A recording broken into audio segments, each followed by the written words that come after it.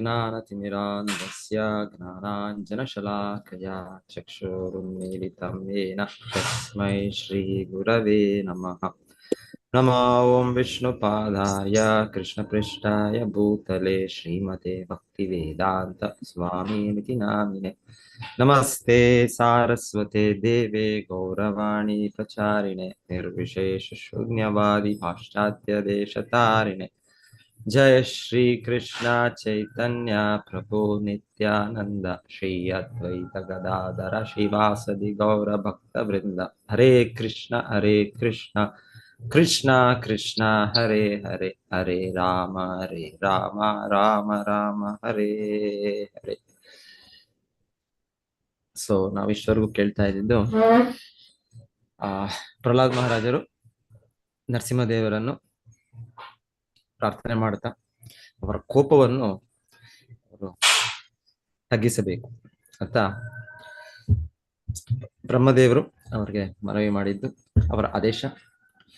So ಅದರಂತೆ ಪ್ರಹ್ಲಾದ್ ಮಹಾರಾಜರು ಪುಟ್ಟ ಬಾಲಕ, 5 ವರ್ಷ, ಆದ್ರೆ ಏನೊಂದು ಭಯವಿಲ್ಲದೆ, ಯಾಕಂದ್ರೆ ಆ ದೇವತೆಗಳೆಲ್ಲ ಪ್ರಾರ್ಥನೆ ಮಾಡಿದಾಗ್ಲೂ ಕೂಡ ಅವರು ಹತ್ತಿರದಲ್ಲಿ ಬರಲಿಲ್ಲ. ಅವ್ರು ಪ್ರಾರ್ಥನೆ ಮಾಡೋದಕ್ಕೆ ಅವರು ಬಹಳ ದೂರದಿಂದ ನರಸಿಂಹದೇವರು ಇದ್ದಾರೆ ಅಲ್ಲಿ ಹಿರಣ್ಯಕಶಿಪುವನ ಆಸನದಲ್ಲಿ ನರಸಿಂಹದೇವರು ಬಂದು ಕುತ್ಕೊಂಡ್ರು, ಅಲ್ಲೇ ಅವನು ಕೊಂದದ್ದು. ಇವರು ಹೊರಗೆ ಅದೇನು ಸಭೆ ಇದೆ, ಸಭಾಭವನ, ಅದ್ರ ಹೊರಗಿದ್ದಾರೆ, ಎಲ್ಲ ಆ ಹಾಲಲ್ಲೂ ಕೂಡ ಇಲ್ಲ. ಅಂದ್ರೆ ಭಯ ಅವರಿಗೆ, ಅಷ್ಟು ದೊಡ್ಡದಿದೆ ಅವರ ರಾಜ ಅಂದ್ರೆ ಅವರ ಹಾಲ್ ಎಷ್ಟು ದೊಡ್ಡದಿರುತ್ತೆ, ಸಭಾಭವನ ತುಂಬಾ ದೊಡ್ಡದಿರುತ್ತೆ. ಅದ್ರೊಳಗೂ ಬರಕ್ಕೆ ಅವ್ರಿಗೆ ಅಂದ್ರೆ ನರಸಿಂಹದೇವರು ಅಷ್ಟು ಕೋಪ. ಎಲ್ಲವೂ ಭಗವಂತನಿಂದಾನೆ ಬರೋದು, ಕೋಪವು ಕೂಡ ಅವನಿಂದಾನೆ ಬರೋದು. ಸೊ ಅವನು ಕೋಪದ ಸ್ವರೂಪ ತೋರಿಸ್ಬೇಕು ಅಂದ್ರೆ ನಮಗೆ ನೋಡಕ್ಕಾಗಲ್ಲ. ಸೊ ಅದೇ ಹೇಳ್ತಾರೆ, ಅಲ್ಲಿ ಅವರ ಗರ್ಜನೆ ಹೇಗಿತ್ತು ಅಂದ್ರೆ ಒಂದು ಸಿಂಹದ ಗರ್ಜನೆ, ನರಸಿಂಹ ಭಗವಂತನ ರೂಪ. ಸೊ ಎಲ್ಲ ಆನೆಗಳು, ದೊಡ್ಡ ದೊಡ್ಡ ಹಿಂಡು ಆನೆಗಳೆಲ್ಲ ಎಷ್ಟೋ ದೂರದಲ್ಲಿ ಬೇರೆ ಬೇರೆ ಲೋಕಗಳೆಲ್ಲವೂ ಕೂಡ ಹೆದರೋಯ್ತಂತೆ, ಎಲ್ಲಿಂದ ಈ ಗರ್ಜನೆ ಅಂದ್ರೆ ನರಸಿಂಹದೇವರು ಆ ತರ ಎಲ್ಲ ವಿಶ್ವದಲ್ಲೇ ಕೇಳಿಸೋ, ಎಲ್ಲ ಲೋಕಗಳು ಕೇಳಿಸೋ ರೀತಿಯಲ್ಲಿ ಅಷ್ಟು ದೊಡ್ಡ ಶಬ್ದ, ಅಷ್ಟು ದೊಡ್ಡ ಗರ್ಜನೆ. ಸೊ ಹಾಗಿದ್ದು ಈಗ ಪ್ರಹ್ಲಾದ್ ಮಹಾರಾಜರು ಬ್ರಹ್ಮದೇವರು ಹೇಳಿದ್ದೆ, ಅವರು ಏನು ಭಯವಿಲ್ಲದೆ ನೇರವಾಗಿ ಒಳಗೆ ಪ್ರವೇಶಿಸಿ ನರಸಿಂಹದೇವರ ಕಾಲಿಗೆ ಬಿದ್ದು. ಸೊ ಹೇಳ್ತಾರೆ, ನರಸಿಂಹದೇವರು ಅಷ್ಟಕ್ಕೆ ಅವ್ರಿಗೆ ಅವರ ಕೋಪ, ಆದ್ರೂ ಕೋಪ ಮುಖದಲ್ಲಿ ವ್ಯಕ್ತವಾಗ್ತದೆ, ಆದ್ರೆ ಗರ್ಜಿಸೋದು ಎಲ್ಲ ನಿಲ್ಲಿಸ್ಬೇಕು. ಮತ್ತೆ ಪ್ರಹ್ಲಾದರ ಮೇಲೆ ಅವರು ಕೈ ಇಟ್ರು. ಸೊ ಮತ್ತೆ ಪ್ರಹ್ಲಾದ್ ಮಹಾರಾಜರು ಅವರ ದಿವ್ಯ ಪ್ರಾರ್ಥನೆಗಳನ್ನ ಆರಂಭಿಸಿದ್ರು.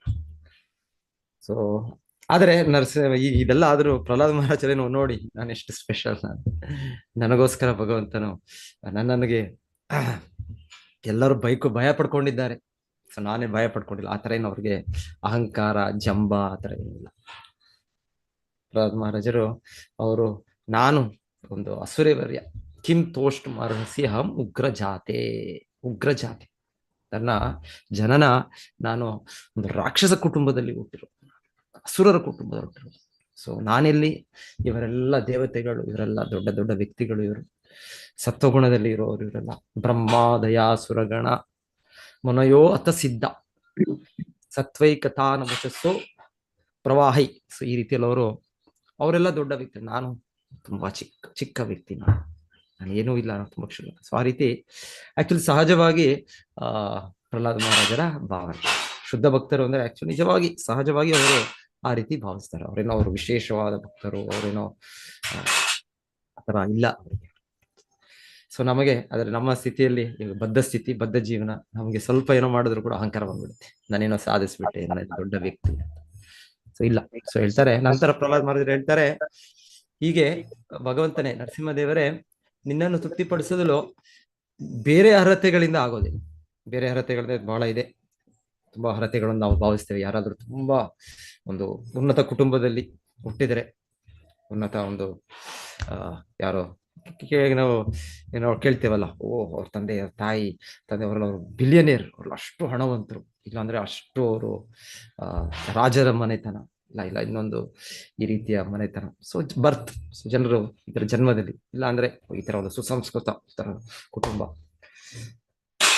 ಸೊ ಏನಿವೆ ಹೇಳ್ತಾರೆ, ಆ ತರ ಜನ್ಮದಿಂದ ಆಗ್ಬೋದು, ಇಲ್ಲೊಬ್ರು ವಿದ್ಯೆಯಿಂದ ಅಷ್ಟು ಕಲ್ತ್ಬಿಟ್ಟಿದ್ದಾರೆ ಅವರು, ಅಷ್ಟು ವಿದ್ವಾಂಸರು ಅವರು, ಪರಿಣತಿ ಪಡೆದಿದ್ದಾರೆ ವೇದಗಳಲ್ಲಿ. ಇಲ್ಲ ಅಂದ್ರೆ ಅಷ್ಟು ವಿಜ್ಞಾನಿ, ಅಷ್ಟು ದೊಡ್ಡ ತತ್ವಶಾಸ್ತ್ರಜ್ಞ, ನೊಬೆಲ್ ಪ್ರೈಸ್ ಪಡೆದಿದ್ದಾರೆ ಜ್ಞಾನ. ಸೊ ಈ ತರ ವಿದ್ಯೆ, ಈ ತರ ಜನ್ಮ, ಐಶ್ವರ್ಯ, ಹಣ, ಜನ್ಮ, ಐಶ್ವರ್ಯ, ಶ್ರುತ, ಆಮೇಲೆ ರೂಪ ಅಷ್ಟು ಆಕರ್ಷಿತರಾಗಿ. ಸೊ ಹೇಳ್ತಾರೆ ಇದೆಲ್ಲ ಈ ತರ ಇದೆ. ಇಲ್ಲ ತಪಸ್ಸೆ, ಬೇರೆ ಬೇರೆ ರೀತಿಯಲ್ಲಿ ಜನರು ಭೌತಿಕವಾಗಿ ಅನ್ಕೊಳ್ತಾರೆ. ವೈರಾಗ್ಯನು ಕೂಡ, ವೈರಾಗ್ಯ ಭಾವ ಬಗ್ಗೆ ಇರ್ಬೋದು, ತುಂಬಾ ವೈರಾಗ್ಯಗಳಾಗಿರ್ಬೋದು, ಏನೋ ಅವರು ಯಾವುದ್ರ ಮೇಲೂ ಅವಲಂಬಿಸಿಲ್ಲ. ಸೊ ಹೇಳ್ತಾರೆ ಪ್ರಹ್ಲಾದ ಮಹಾರಾಜರು, ಇದೆಲ್ಲದರಿಂದ ಭಗವಂತನ ಮೆಚ್ಚಿಸೋದಕ್ಕಾಗುತ್ತೆ. ಯಾಕಂದ್ರೆ ಆಗ್ಲೂ ಆಲ್ರೆಡಿ ಅಲ್ಲೆಲ್ಲ ವ್ಯಕ್ತಿಗಳಿದ್ದಾರೆ, ಪ್ರಹ್ಲಾದರ ಸುತ್ತು ಈ ತರ ದೊಡ್ಡ ದೊಡ್ಡ ವ್ಯಕ್ತಿಗಳು ಬಂದು ಸೇರಿದ್ದಾರೆ. ಆದ್ರೆ ಈಗ ನರಸಿಂಹದೇವರಿಗೆ ಅವರು ಕೂಡ ತೃಪ್ತಿ ಪಡೋದಕ್ಕಾಗ್ತದೆ. ಸೊ ಮತ್ತೆ ಬ್ರಾಹ್ಮಣ ಒಬ್ಬ ಯಾರು 12 ಸದ್ಗುಣಗಳನ್ನು ಪಡೆದು ಅವನು ಕೂಡ. ಆದರೆ ಯಾರಾದರೂ ಒಬ್ಬ ಭಕ್ತನಾಗಿದ್ರೆ, ಶುದ್ಧ ಭಕ್ತನಾಗಿದ್ರೆ, ಅವರು ಶ್ವಪಚೋ ಅಪಿ ಗರಿಷ್ಠ, ಅವರೊಬ್ಬ ತುಂಬಾ ಕೆಳ ಜನ್ಮ, ಕೀಳು ಮಟ್ಟದ ಜನ್ಮ ಆಗಿದ್ದರೂ ಕೂಡ ಅವರು ಭಗವಂತನ ತೃಪ್ತಿ ಪಡಿಸಬಹುದು. ಸೊ ಹಾಗೆ ಅವರು, ನಾನು ಕೂಡ ಪ್ರಯತ್ನ ಪಡ್ತೇನೆ. ನನ್ನ ಜನ್ಮ ಏನು ಒಳ್ಳೆಯ ಜನ್ಮ ಅಲ್ಲ, ನನ್ನ ಕರ್ಮಾನುಸಾರವೇ ನನಗೆ ಈ ರೀತಿ ಜನ್ಮ ಸಿಕ್ಕಿರೋದು ನನಗೆ. ಆದರೂ ಕೂಡ ನಾನು ಪ್ರಯತ್ನ ಪಡ್ತೇನೆ. ಆಮೇಲೆ ಬಹಳ ಒಳ್ಳೆ ಇವರು ಹೇಳಿದ ಮಾತು, ಭಗವಂತನನ್ನು ಪ್ರಾರ್ಥಿಸೋದು ಭಗವಂತನ ಇದಕ್ಕಲ್ಲ, ಭಗವಂತನ ಲಾಭಕ್ಕಲ್ಲ, ನಮ್ಮ ಲಾಭಕ್ಕೆ. ಒಳ್ಳೆ ಉದಾಹರಣೆ ಕೊಟ್ರು. ಏನು ಉದಾಹರಣೆ ಕೊಟ್ರು ನಿನ್ನೆ ಅವರು ನಾವು ಕೇಳಿದ್ದು, ಪ್ರಹ್ಲಾದ ಮಹಾರಾಜರು ಕೊಟ್ಟದ್ದು, ಭಗವಂತನ ಲಾಭಕ್ಕಲ್ಲ ಇದು, ನಾವು ಅವನ ಸೇವೆ ಮಾಡೋದು, ಅವನಿಗೆ ಪ್ರಾರ್ಥನೆ ಮಾಡೋದು, ಇದು ನಮ್ಮ ಲಾಭಕ್ಕೆ. ಸೊ ಹಾಗೆ ಹೇಳ್ತಾ ಒಳ್ಳೆ ಉದಾಹರಣೆ ಕೊಟ್ರು ಅವರು. ಯಾರು ನೆನಪಿದ್ಯಾ? ಸೊ ಅವ್ರು ಕೊಟ್ಟ ಉದಾಹರಣೆ, ಒಂದು ಕನ್ನಡಿಯಲ್ಲಿ ನಾವು ನೋಡ್ತಾ ನಾವು ಶೃಂಗಾರ ಮಾಡ್ಕೊಳ್ತೇವೆ. ಶೃಂಗಾರ ಮಾಡ್ಕೊಂಡ್ರೆ ನಮ್ಮಲ್ಲಿ ಪೌಡರ್ ಹಾಕೊಳ್ಳೋದು, ಇನ್ನೊಂದು ಲಿಪ್ಸ್ಟಿಕ್ ಹಾಕೊಳ್ಳೋದು, ಇನ್ನೊಂದು ನಾವು ಇದು ಬಾಚ್ಕೊಳ್ಳೋದು ಮಾಡೋದು ಏನಾಗುತ್ತೆ, ಹಾಗೆ ಆಟೋಮ್ಯಾಟಿಕ್ ಆಗಿ ಅಲ್ಲಿ ಪ್ರತಿಬಿಂಬ ಏನು ಕನ್ನಡಿಯಲ್ಲಿದೆ ಪ್ರತಿಬಿಂಬ, ಅದು ಕೂಡ ಅಲಂಕೃತವಾಗುತ್ತೆ.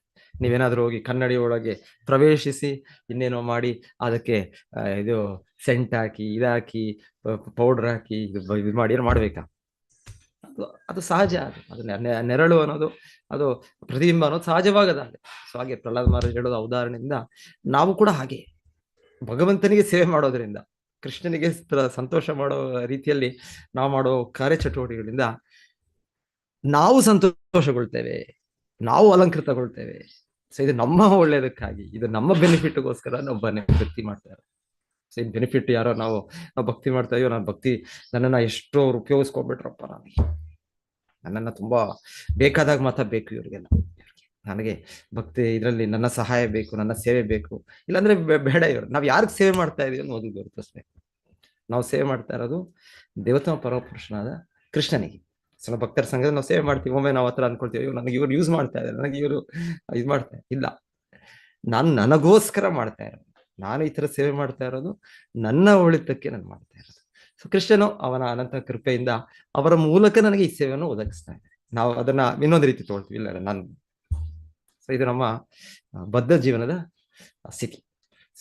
ಸೊ ಪ್ರಹ್ಲಾದ ಮಹಾರಾಜ್ ಈ ತರ ಅಲ್ಲ, ಪ್ರಹ್ಲಾದ ಮಹಾರಾಜ್ ಹೇಳ್ತಾ ಇರೋದು ಹಾಗೆ ಇದು ನನಗೋಸ್ಕರ ಇದು. ಮತ್ತೆ ಅವರು ಒಂದು ಉದಾಹರಣೆ ಕೂಡ ಕೊಟ್ಟರು, ಇನ್ನೊಂದು ಉದಾಹರಣೆ ಕೊಟ್ಟರು ಬಹಳ ಚೆನ್ನಾಗಿ. ಒಬ್ಬ ದೊಡ್ಡ ವ್ಯಕ್ತಿಯ ಉದಾಹರಣೆ ಕೊಟ್ಟರು. ಅವರು ಕೂಡ ಭಗವಂತನನ್ನು ತೃಪ್ತಿಪಡಿಸಿದ್ರು. ಯಾರ ಬಗ್ಗೆ ಯಾರನ್ನ ಅವರು ನೆನಪು ಮಾಡ್ಕೊಂಡ್ರು? ಗಜಯೂತ ಪಾನ ಏನೋ ಬಂತು, ಶ್ಲೋಕ ಬಂತು. ಗಜ ಆನೆಗಳ ರೂಪದಲ್ಲಿದ್ದ ಗಜೇಂದ್ರನು ಕೂಡ ಭಗವಂತನನ್ನು ತೃಪ್ತಿಪಡಿಸಿದ. ಸೊ ಅಂದ್ರೆ ಭಗವಂತನ ತೃಪ್ತಿಪಡಿಸಕ್ಕೆ ಆ ಭಕ್ತಿ ಭಾವ ಮುಖ್ಯ. ಭಗವಂತನಿಗೆ ಈ ರೀತಿ ಈ ಅರ್ಹತೆಗಳು, ಭೌತಿಕವಾಗಿ ನಾವು ಅನ್ಕೊಂಡಿರೋ ಅರ್ಹತೆಗಳು ಯಾವ್ದು ಕೂಡ ಲೆಕ್ಕಕ್ಕಿಲ್ಲ. ಕೇವಲ ಶುದ್ಧ ಭಕ್ತಿ ಭಾವ, ಭಗವಂತನನ್ನು ಸೇವೆ ಮಾಡುವ ಒಂದು ಯಾವ ಭೌತಿಕ ಇಚ್ಛೆ ಇಲ್ಲದೆ ನಮಗಿರೋ ಒಂದು ಇದು ಮನಸ್ಸು, ನಾನು ಭಗವಂತನ ನಿತ್ಯ ಸೇವಕ, ಇದು ನನ್ನ ಕರ್ತವ್ಯ. ಸೊ ಇದು ನನಗೆ ಸಿಕ್ಕಿದೊಂದು ಅವಕಾಶ, ನನಗೆ ಭಾಗ್ಯ. ಸೊ ಅವಾಗ ಗಜೇಂದ್ರರು ಅವರು ಆನೆ ಒಂದು ಯಾವ್ದು ಅವರೇನು ಗಜೇಂದ್ರ ಏನೊಂದು ಸನ್ಯಾಸಿ ಎಲ್ಲ ಆ ರೂಪದಲ್ಲಿ ಅವರು, ಇಲ್ಲಾಂದ್ರೆ ಅವನೇನಾದ್ರು ಒಂದು ದೊಡ್ಡ ಮಹಾರಾಜನಲ್ಲ, ದೊಡ್ಡ ಇದೆಲ್ಲ ಏನೂ ಇಲ್ಲ, ಒಂದು ಪ್ರಾಣಿ.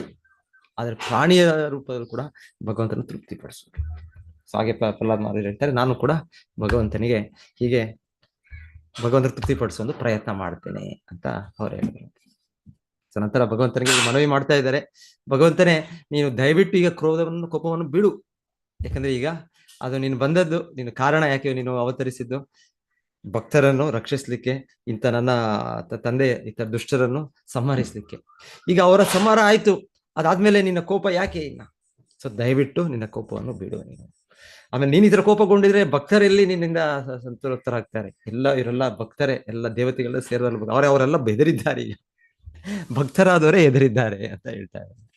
ನರಸಿಂಹ ಕೃಷ್ಣ ಅವತರಿಸೋದೇ ಭಕ್ತರನ್ನು ರಕ್ಷಿಸೋದಕ್ಕೆ, ಭಕ್ತರನ್ನು ಸಲಹುವುದಕ್ಕೆ. ಆದ್ರೆ ಇಲ್ಲಿ ನೋಡಿದ್ರೆ ನರಸಿಂಹದೇವ ರೂಪವನ್ನು ನೋಡಿ ಎಲ್ಲರೂ ಭಯ ಪಡ್ಕೊಂಡ್ಬಿಟ್ಟಿದ್ದಾರೆ.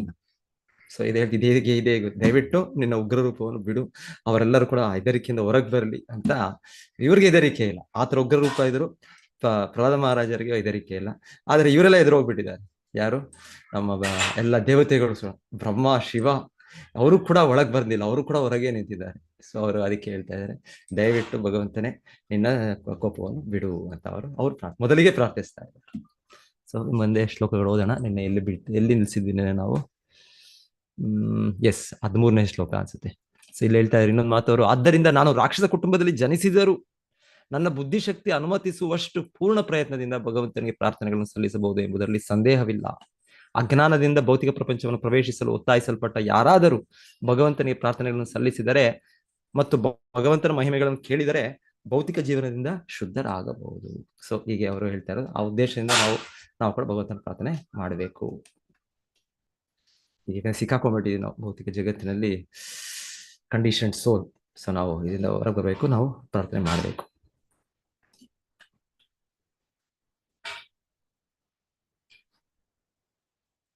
ಸೊ 14 ನಾನು ಓದ್ಬೇಕು ಅಂತ ಅನ್ಕೊಳ್ತೀನಿ. ಮೋಸ್ಟ್ 13ವರೆಗೂ ಓದ್ದೆ ಅನ್ಸುತ್ತೆ ನನಗೆ.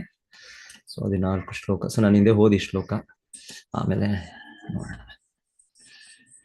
ತದ್ಯಚ್ಚ ಮನ್ಯುಮಸುರಶ್ಚ ಹತಸ್ತ್ವಯಾದ್ಯ. ಬಂದಿಲ್ಲ ಪ್ರಭುಜಿ.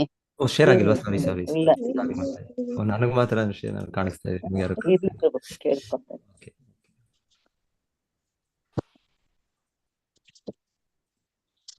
ಆಗಿದೆ ಇರಿ. ಈಗ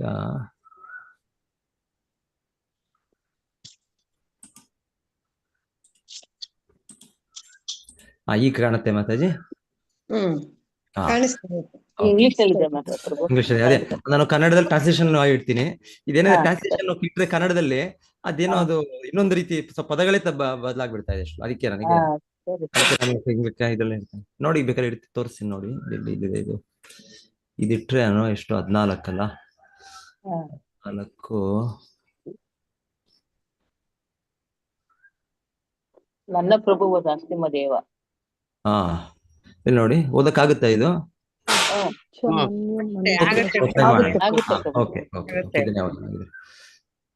ತದ್ಯಚ್ಚ ಮನ್ಯುಮಸುರಶ್ಚ ಹತಸ್ತ್ವ ಯಾದ್ಯ.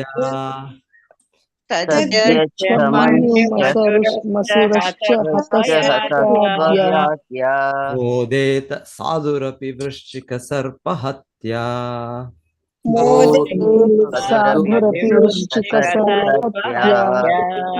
ಲೋಕಾಶ್ಚ ನಿರ್ವೃತಿಮಿತಾ ಪ್ರತಿಯಂತಿ ಸರ್ವೇ.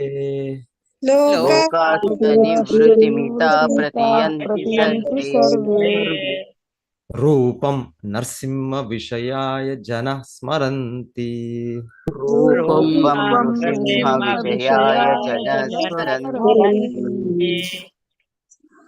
ಓಕೆ, ಇಲ್ಲಿ 2 ಬೇರೆ ತರದ್ ಇದೆ ನೋಡಿ ಶ್ಲೋಕ. ಇಲ್ಲಿ ಇದು 2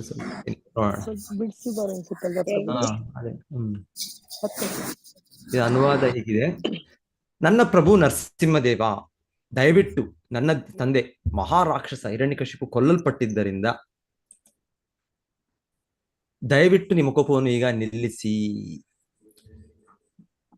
ಒಂದು ನಿಮಿಷ. ಸಂತರು ಸಹ ಚೇಳು ಅಥವಾ ಹಾವಿನ ಹತ್ಯೆಯಲ್ಲಿ ಸಂತೋಷ ಪಡುವುದರಿಂದ ಈ ರಾಕ್ಷಸನ ಮರಣದಿಂದಾಗಿ ಎಲ್ಲಾ ಲೋಕಗಳು ಹೆಚ್ಚಿನ ತೃಪ್ತಿಯನ್ನು ಸಾಧಿಸಿವೆ. ಈಗ ಅವರು ತಮ್ಮ ಸಂತೋಷದ ಬಗ್ಗೆ ವಿಶ್ವಾಸ ಹೊಂದಿದ್ದಾರೆ ಮತ್ತು ಭಯದಿಂದ ಮುಕ್ತರಾಗಲು ಅವರು ಯಾವಾಗಲೂ ನಿಮ್ಮ ಶುಭ ಅವತಾರವನ್ನು ನೆನಪಿಸಿಕೊಳ್ಳುತ್ತಾರೆ. ಸೊ ನರಸಿಂಹದೇವರು ಅವರು ಅವತರಿಸಿದ ಈ ಉಗ್ರ ರೂಪ ಪ್ರಹ್ಲಾದರು ಹೇಳ್ತಾರೆ, ಇದು ನಿನ್ನ ಕೋಪಕ್ಕೆ ಕಾರಣ. ಹೌದು, ಯಾಕಂದ್ರೆ ಈ ಹಿರಣ್ಯಕಶಿಪು ಅಷ್ಟು ಅಷ್ಟು ಕಟುಕ. ಅವನು ಎಲ್ಲ ವಿಶ್ವಕ್ಕೆ ಅಷ್ಟು ತೊಂದರೆ ಕೊಟ್ಟದ್ದು. ಸೊ ಹಾಗಿರುವಾಗ ಅವನನ್ನು ಕೊಂದದ್ದು ಎಲ್ಲರಿಗೂ ಕೂಡ ಸಂತೋಷನೇ. ಸೊ ಹೀಗಿರುವಾಗ ಅವನನ್ನು ಕೊಲ್ಲೋದು ಯಾವ ಯಾವ ಹೇಗೆ ಅಂದ್ರೆ, ಒಂದು ಸರ್ಪವನ್ನು ಇಲ್ಲಾಂದ್ರೆ ಒಂದು ಚೇಳನ್ನು ಕೊಂದ ರೀತಿ. ಸೊ ಸರ್ಪ, ಚೇಳು, ಸೊ ಆ ಪ್ರಾಣಿಗಳು ಅದು ವಿಷ ಸರ್ಪ ಪ್ರಾಣಿ, ಮತ್ತೆ ವಿಷ ಚೇಳು. ಸೊ ಇದರಲ್ಲಿ ಎಷ್ಟು ವಿಷ ತುಂಬಿರುತ್ತೆ ಅಂದ್ರೆ, ಯಾಕೆ ಅದರಲ್ಲಿ ಅಷ್ಟು ವಿಷ ತುಂಬಿರೋದು? ಯಾಕೆ, ಯಾರು ಹೇಳ್ಬೋದಾ ಯಾಕೆ ಅಷ್ಟು ವಿಷ ತುಂಬಿದೆ? ಅಂದ್ರೆ ಅದು ದ್ವೇಷ. ಇದು ಇರೋದು. ದ್ವೇಷ. ಎಸ್. ಸೊ ದ್ವೇಷ. ಅದರಲ್ಲಿ ಆ ಪ್ರಾಣಿಯಲ್ಲಿ ಅಷ್ಟು ದ್ವೇಷ ಇರೋದ್ರಿಂದ ಭಗವಂತನು ಆ ಜೀವಿಗೆ ಆ ರೀತಿ ಜನ್ಮ ಕೊಟ್ಟಿದ್ದ. ನಾನು ಕೂಡ ಆ ರೀತಿಯ ದ್ವೇಷ, ಇವಾಗ ಮನುಷ್ಯ ಜನ್ಮದಲ್ಲಿ ಇದ್ದೇನೆ ನಾನು. ಈಗ ಒಳ್ಳೆ ಕಾವಿ ಬಟ್ಟೆ ಹಾಕಿ ಇನ್ನೊಂದೆಲ್ಲ ಕೂತ್ಕೊಂಡಿದ್ದೆ ನಾನು. ಆದ್ರೆ ನಾನು ಕೂಡ ಈ ತರ ಇಷ್ಟು ದ್ವೇಷ, ಅಸೂಯೆ ಎಲ್ಲ ಬೆಳೆಸ್ಕೊಂಡು ಹೋದ್ರೆ ಮರುಜನ್ಮ ನನಗೆ ಈ ರೀತಿ ಚೇಳೋ ಇಲ್ಲ ಅಂದ್ರೆ ಈ ರೀತಿ ಹಾವು. ಅಂದ್ರೆ ಅದು ಆ ದೇಹದಲ್ಲಿ ಸಹಜವಾಗಿ ಅಷ್ಟು ಭಗವಂತನು ಆ ವ್ಯವಸ್ಥೆ ಕೊಟ್ಟಿದ್ದಾನೆ ನಮಗೆ. ಯಾರನ್ನು ಬೇಕಾದ್ರೆ ಅಷ್ಟು ನಂಗೆ ದ್ವೇಷ ಬಂತ ಅಂತ ಅವ್ರು ನಂಗೆ ಕೊಂದಿಡ್ಬೋದು. ನಮ್ಗೆ ಅನ್ಸುತ್ತೆ, ತುಂಬಾ ಕೋವದಾಗ ಏನೋ ಮಾಡ್ತಾರೆ ಜನರು, ಕೇಳ್ತೇವೆ ಆತರ, ಅಯ್ಯೋ ಅವ್ರು ನನ್ನ ಶತ್ರು, ಅವ್ರನ್ನ ಅವ್ರನ್ನ ನಾನು ಸಾಯಿಸ್ಬಿಡ್ಬೇಕು, ಅವ್ರನ್ನ ಇದ್ ಮಾಡ್ಬೇಕು, ಅದು ಮಾಡ್ಬೇಕು. ಸೊ ಹೀಗೆ ನಮಗೆ ಆತರ ನಾವು ಬೆಳೆಸ್ಕೊಂಡ್ರೆ, ಆತರ ಮತ್ಸರತೆ ಇದು ಬೆಳೆಸ್ಕೊಂಡ್ರೆ, ದ್ವೇಷ ಬೆಳೆಸ್ಕೊಂಡ್ರೆ ನಮ್ಗೆ ಆ ರೀತಿ ಜನ್ಮ ಸಿಗುತ್ತೆ. ಸೊ ಇಲ್ಲಿ ಹೇಳ್ತಾ ಇರೋದು, ಈ ರೀತಿ ಇವ್ರು ಹಿಂದೆ ಆ ರೀತಿ ಕಾರ್ಯಗಳು ಮಾಡಿ ಆ ಜನ್ಮ ಪಡೆದಿರೋದು. ಸೊ ಅಂತ ಜೀವಿಗಳನ್ನ ಕೊಂದರಿಂದ ಸಾಧುರಪಿ ಮೋದೇತ ವೃಕ್ಷಿಕ ಸರ್ಪ ಹತ್ಯೆ. ಸೊ ಇಲ್ಲಿ ಹೇಳ್ತಾರೆ ಸಾಧುರಪಿ, ಸಾಧು ವ್ಯಕ್ತಿ, ಸಾಧುಗಳು ಅಂದ್ರೆ ಸಂತರು. ಸೊ ಅವರಿಗೆ ಯಾರೋ ಇನ್ನೊಬ್ರು ನೋವು ನೋಡಕ್ ಆಗೋದಿಲ್ಲ. ನಾವಂದ್ರೆ ಆಗಲ್ಲ. ಯಾರು ನೋಡ್ತಾ ಇದ್ರೆ ನಮ್ಗೆ ಖುಷಿ ಆಗುತ್ತೆ ನಮ್ಗೆ, ಅಂದ್ರೆ ನಾವು ಸಾಧು ಅಲ್ಲ. ನಿಜವಾದ ಸಾಧು ಅಂದ್ರೆ ಇನ್ನೊಬ್ಬರ ಕಷ್ಟವನ್ನು ನೋಡಕ್ ಆಗೋದಿಲ್ಲ. ತಮ್ಮ ಕಷ್ಟ ಬಿಡಿ, ಆದ್ರೆ ಇನ್ನೊಬ್ರ ಕಷ್ಟ ನೋಡಿ ಅವ್ರಿಗೆ ಸಹಿಸಕ್ಕಾಗ್ಬೇಕು. ನಮ್ಗೆ ಆತರ ಇದೆಯಾ? ನಮಗಿಲ್ಲ. ನಮ್ಗೆ ಅವ್ರಿಗೆ ಏನಾದ್ರು ಆಯ್ತಾ, ಅವ್ರ ಕೆಳಗ್ ಅವ್ರು ಹಾಗೆ ಆಗ್ಬೇಕು, ಅವ್ರ ಕೆಳಗ್ ಬೀಳ್ಬೇಕು, ಅವ್ರೇನ್ ಅನ್ಕೊಂಡ್ಬಿಟ್ರು ಅವ್ರ ಬಗ್ಗೆ. ಸೊ ನಾವು ಈ ರೀತಿ ನಮಗೆ ಭಾವನೆ ಇರುತ್ತೆ. ಆದ್ರೆ ನಿಜವಾದ ಸಾಧು ಅಂದ್ರೆ ಆ ರೀತಿ ಅಲ್ಲ. ನಿಜವಾದ ಸಾಧು ಅಂದ್ರೆ ಇನ್ನೊಬ್ಬರ ಕಷ್ಟ, ಇನ್ನೊಬ್ಬರ ಸುಖ ನೋಡಿದ್ರೆ ಅವ್ರಿಗೆ ಸುಖ ಆಗತ್ತಂತೆ, ಇನ್ನೊಬ್ಬರ ಕಷ್ಟ ನೋಡಿದ್ರೆ ಅವ್ರಿಗೆ ಕಷ್ಟ ಆಗೋದು, ಅದು ಸಾಧು. ಸೊ ಹೇಳ್ತಾರೆ ಅಂತ ವ್ಯಕ್ತಿಗಳು ಕೂಡ ಈ ತರ, ಯಾರು ಹಾವು ಆಮೇಲೆ ಚೇಳು ಅದರ ಅಂತ್ಯ ಆದ್ರೆ ಅವರು ಕೂಡ ಸಂತೋಷ ಪಡ್ತಾರೆ. ಸೊ ಅದೇ ರೀತಿಯಲ್ಲಿ ಅಂತ ವ್ಯಕ್ತಿಗಳ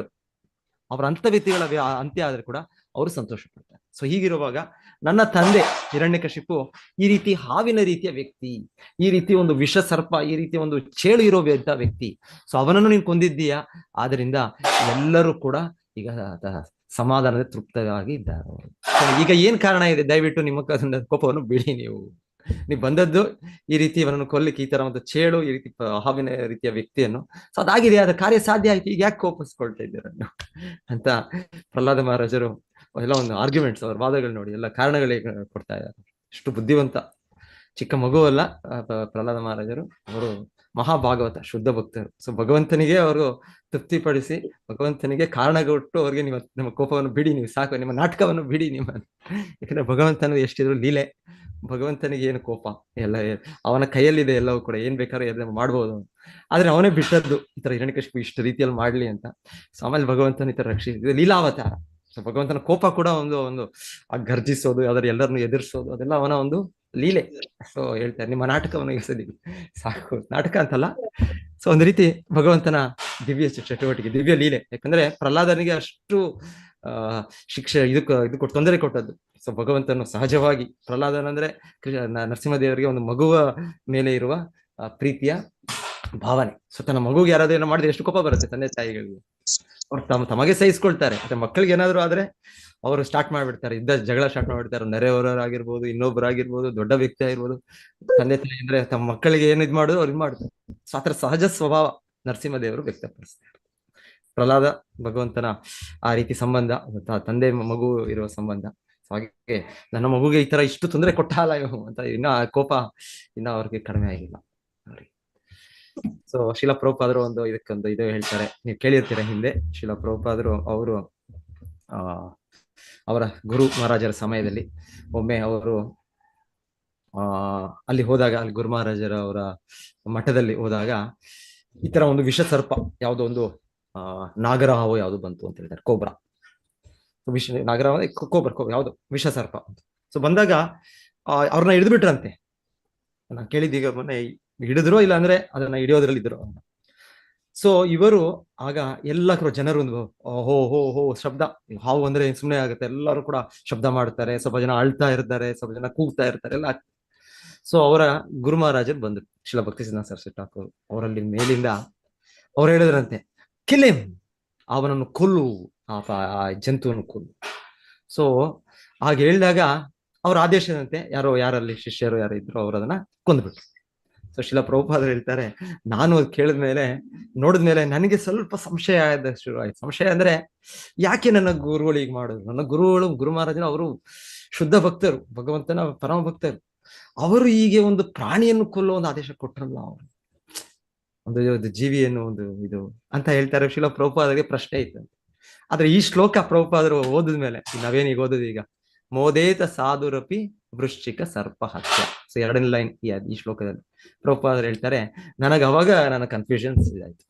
ಭಾಗವತ ಶಾಸ್ತ್ರದಲ್ಲೇ ಇದೆ, ಒಬ್ಬ ಸಾಧು ಪುರುಷನು ಕೂಡ, ಒಬ್ಬ ವ್ಯಕ್ತಿ ಈ ತರ ಒಂದು ಜಂತುನೋ ಜೀವಿನೋ ಇಲ್ಲಾಂದ್ರೆ ಮನುಷ್ಯ ರೂಪದಲ್ಲಿರುವ ಈ ತರ ಜೀವಿನೋ ಅವನ ಅಂತ್ಯ ಆದ್ರೆ ಅವರು ಕೂಡ ತೃಪ್ತರಾಗ್ತಾರೆ.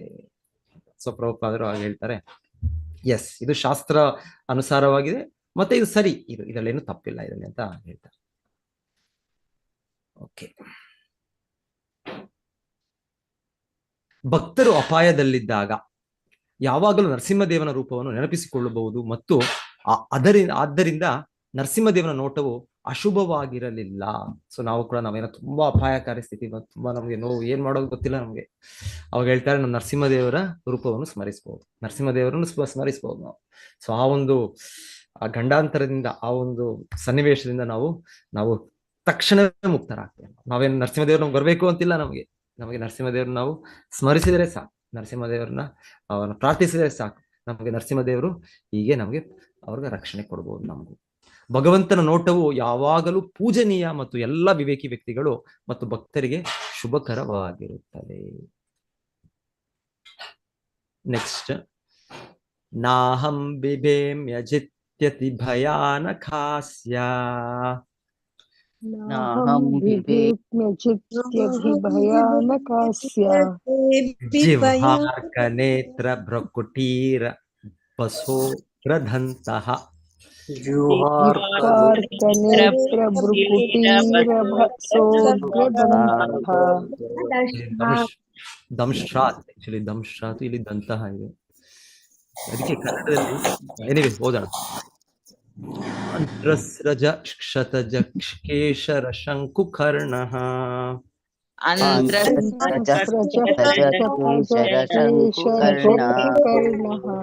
ನಿರ್ರಾದ ಬೀತ ದಿಗ್ಭಾದ್ ಅರಿಭಿನ್ನಖಾಗ್ರಾತ್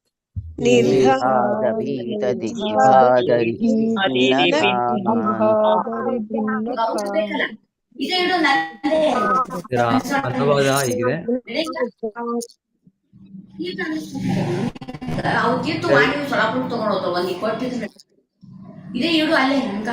ಹರೇ ಕೃಷ್ಣ, ಮ್ಯೂಟ್ ಮಾಡ್ಕೊಳ್ಳಿ.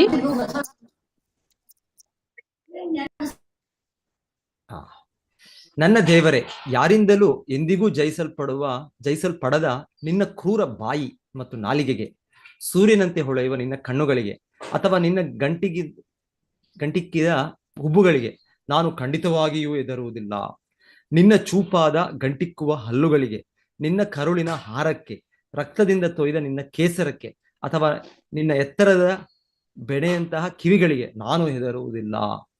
ಆನೆಗಳು ದೂರದ ಸ್ಥಳಗಳಿಗೆ ಪಲಾಯನ ಮಾಡುವಂತೆ ಮಾಡುವ ನಿನ್ನ ಗದ್ದಲದ ಗರ್ಜನೆಗೆ, ಅಥವಾ ನಿನ್ನ ಶತ್ರುಗಳನ್ನು ಕೊಲ್ಲಲು ಉದ್ದೇಶಿಸಲಾದ ನಿನ್ನ ಉಗುರುಗಳಿಗೆ ನಾನು ಹೆದರುವುದಿಲ್ಲ.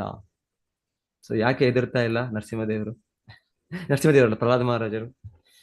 ಸೊ ಇದು ಎಲ್ಲರೂ ಹೆದರ್ ಬಿಟ್ಟಿದ್ದಾರೆ. ಭಕ್ತಿಯಿಂದ ಅವ್ರಿಗೆ ಭಯ ಆಗ್ತಾ ಇಲ್ಲ. ಶುದ್ಧ ಭಕ್ತರು ಅವರು, ಹೌದು, ಶುದ್ಧ ಭಕ್ತರು. ಸೊ ಇಲ್ಲಿ ಉದಾಹರಣೆ ಏನ್ ಕೊಡ್ತಾ ಇದ್ದಾರೆ ಅಂದ್ರೆ, ಇದು ನರಸಿಂಹನ ರೂಪದಲ್ಲಿ, ಉಗ್ರ ರೂಪದಲ್ಲಿ ಭಗವಂತನು ಬಂದಿದ್ದಾನೆ. ಸೊ ಸಿಂಹದ ಮಕ್ಕಳಿರ್ತವೆ, ಚಿಕ್ಕ ಪುಟ್ಟ ಇದು ಏನ್ ಕರಿತೇವೆ, ಸಿಂಹ ಮರಿಗಳನ್ನು ಕರಿತೇವೆ. ಸೊ ಸಿಂಹದ ಮರಿಗಳು, ಅದಕ್ಕೆ ಸಿಂಹನನ್ನು ಕಂಡ್ರೆ ಭಯ ಇದೆಯಾ? ಇಲ್ಲ. ಭಯ ಬೇರೆ ಪ್ರಾಣಿಗೆ ಭಯ ಇದೆ, ಆದ್ರೆ ಸಿಂಹದ ಮರಿಗೆ ಯಾಕೆ ಭಯ ಇಲ್ಲ? ಮರಿಗ್ ಭಯ ಇಲ್ಲ. ತಾಯಿ ಅಲ್ವಾ ಅದು? ಪ್ರೀತಿ ಮಾಡುತ್ತೆ. ಅದು ಮರಿ. ಸೊ ಅಂದ್ರೆ ತಾಯಿ. ತಾಯಿ ಸಿಂಹನೋ ತಂದೆ ಸಿಂಹ ಅದು ಪ್ರೀತಿ ಮಾಡುತ್ತೆ, ಪ್ರೀತಿ ಮಾಡುತ್ತೆ. ಅದಕ್ಕೆ ಆನಂದ, ಅದಕ್ಕೇನು ಭಯ ಇಲ್ಲ. ಹಾಗೆ ಇಲ್ಲಿ ಪ್ರಥಮ ಸಿಂಹದ ಮರಿ ಇರೋ ರೀತಿ ನರಸಿಂಹ ಇದ್ದಾರೆ, ಸೊ ನರಸಿಂಹನ ಮರಿ ಇವರು. ಸೊ ಇವರಿಗೇನು ಆಗೋದಿಲ್ಲ ಇವರಿಗೆ. ಸೊ ನಾವು ಕೂಡ ಆತರ ಶುದ್ಧ ಭಕ್ತರಾದ್ರೆ ನಾವು ಭಗವಂತನ ಇದಾದ ಕೃಪೆ ಪಟ್ಟು ಆದ್ರೆ ನಮಗೂ ಕೂಡ ಭಯ ಇರೋದು. ಸೊ ಇಲ್ಲಿ ಉದಾಹರಣೆ ಕೊಡ್ತಾ ಇರೋದು ಹೇಗೆ ಸಿಂಹದ ಮರಿಗೆ ಅದು ಇದು ಕೊಡೋದಿಲ್ವೋ ಹಾಗೆ ನನಗೇನು ಭಯ ಇಲ್ಲ.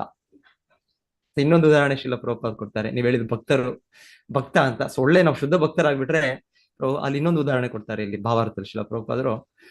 ಒಂದು ಸಮುದ್ರದಲ್ಲಿ ಒಂದು ಚಿಕ್ಕ ಮೀನಿದ್ದಾಗೆ. ಸೊ ಸಮುದ್ರದಲ್ಲಿ ಚಿಕ್ಕ ಮೀನಿದೆ, ಅದಕ್ಕೇನ ಭಯ ಇದೆ? ಸಮುದ್ರ ಕಂಡ್ರೆ ಭಯ ಇಲ್ಲ ಅದಕ್ಕೆ. ನಮಗ್ ಭಯ, ನಮಗೆ ಈಜು ಬರೋದಿಲ್ಲ, ಇಲ್ಲ ಈಜು ಬಂದ್ರು ಕೂಡ ಸಮುದ್ರದಲ್ಲಿ ಯಾರು ಈಜಿ ಹೋಗಕ್ಕಾಗತ್ತ? ನಾನು ಇಲ್ಲಿಂದ ಹೋಗ್ಬಿಡ್ತೇನೆ, ಇಲ್ಲಿಂದ ನಾನು ಅರೇಬಿಯಾಗೆ ಈಜಿ ಹೋಗ್ಬಿಡ್ತೇನೆ, ಯಾರಾದ್ರೂ ಆಗುತ್ತಾ? ನಾನು ಒಲಿಂಪಿಕ್ ಗೋಲ್ಡ್ ಮೆಡಲಿಸ್ಟ್, ನಾನು ಹೋಗ್ಬಿಡ್ತೇನೆ. ಏನು ಆಗೋದಿಲ್ಲ, ಸಮುದ್ರದಲ್ಲಿ ಯಾರು ಏನು ಮಾಡಕ್ಕಾಗ. ಹೇಳ್ತಾರೆ ಸಮುದ್ರನೇ ಅಲ್ಲ, ಈ ತರ ನೀರಿನಲ್ಲಿ ಪ್ರವಾಹ ಬಂದಾಗ, ಇದರಲ್ಲೂ ಕೂಡ ನದಿಗಳಲ್ಲೂ ಕೂಡ ಒಂದ್ಸಲ ಪ್ರವಾಹ ಬಂದಾಗ ಆನೆ ಅಂತ ದೊಡ್ಡ ಪ್ರಾಣಿ ಕೊಚ್ಚಿ ಹೋಗ್ಬಿಡುತ್ತೆ. ಆನೆ ನೋಡಿದೀರಾ? ಆನೆ ನೀರಿನಲ್ಲಿ ಹೋಗುತ್ತೆ, ಅದು ಅಷ್ಟು ಆನಂದಿಸುತ್ತೆ, ಅದು ನೀರು ಸ್ನಾನ ಮಾಡ್ಕೊಳ್ಳುತ್ತೆ ಎಲ್ಲ. ಆದ್ರೆ ಅಂತ ಆನೆನೂ ಕೂಡ ಒಂದೊಂದ್ಸಲ ಅದು ಕೂಡ ಕೊಚ್ಚಿ ಹೋಗುತ್ತೆ ಪ್ರವಾಹದಲ್ಲಿ. ಯಾಕೆ ಆನೆ ಕೊಚ್ಚಿ ಹೋಗ್ತಾ ಇದೆ? ಯಾಕಂದ್ರೆ ಆನೆ ಜಲದ ಪ್ರಾಣಿ ಅಲ್ಲ, ಎಷ್ಟಿದ್ರು ಅದು ಜಲವನ್ನು ಆಶ್ರಯಿಸಿಲ್ಲ ಅದು. ಆದರೆ ಈ ಚಿಕ್ಕ ಒಂದು ಮೀನೇ ಆಗಿರ್ಬೋದು, ಅದು ಪ್ರವಾಹ ಆಗ್ತಾ ಇದ್ರು ಕೂಡ ಅದು ಪ್ರವಾಹದ ವಿರೋಧವಾಗಿ ಅದು ಚಲಿಸೋದು ಶಕ್ತಿ ಇದೆ, ಎಗೇನ್ಸ್ಟ್ ದ ಕರೆಂಟ್. ಪ್ರವಾಹ ಈಗ ಹೋಗ್ತಾ ಇದೆ, ಈ ಮೀನು ಹೀಗೆ ಹೋಗ್ಬೋದು ನೋಡಿ. ಯಾಕೆ ಅದು ಅಂದ್ರೆ ಅದು ಜಲಪ್ರಾಣಿಯಾಗಿ ಆ ಜಲವನ್ನು ಆಶ್ರಯಿಸಿದೆ. ಸೊ ಹಾಗೆ ಹೇಳೋದಿಲ್ಲಿ ಅವರು, ನನಗೆ ಏನು ಭಯ ಇಲ್ಲ ಅಂತ ಹೇಳ್ತಾರೆ. ಸೊ 16ನೇ ಶ್ಲೋಕ.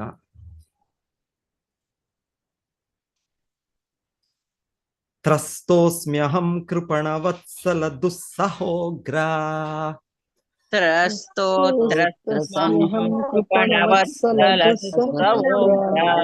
ಸಂಸಾರ ಚಕ್ರ ಕದನಾತ್ ಗ್ರಸತಾಂ ಪ್ರಣೀತ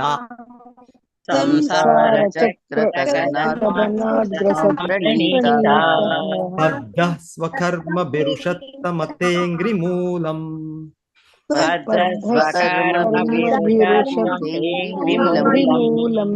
ಪ್ರೀತೋಪವರ್ಗ ಶರಣಂ ವಹಯಸೆ ಕದಾನು.